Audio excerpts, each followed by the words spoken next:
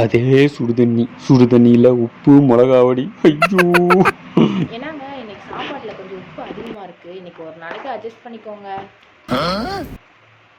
பரவாயில்லம்மா.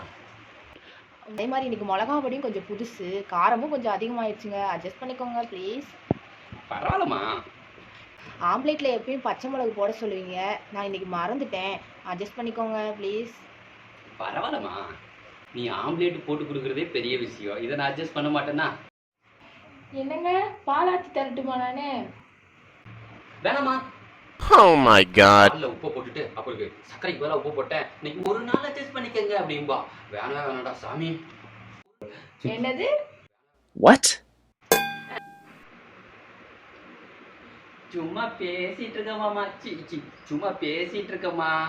வாட்ஸ்அப்ல voice message பண்ணிட்டு இருக்கமா. சாப்பிட்டீங்களா?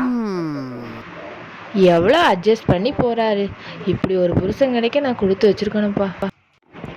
சாப்பாடா இது? இந்த மனுஷன் சாப்பிடுவானா? நான் சாப்பிடுவேன். நான் வர்ற வழியிலேயே மட்டன் பிரியாணி சாப்பிட்டு வந்துட்டேன். வருஷம் ஃபுல்லாக இவ்வளோ கேவலமாக இருக்குன்னு நல்லாவே தெரியுமே. இருந்தாலும் நீ சண்டை ஓடுவேன்னு பயந்துக்கிட்டு சாப்பிட்ற மாதிரி நடிக்கிற மாதிரி இருக்குது. நீயும் என்ன ரொம்ப நல்லவ.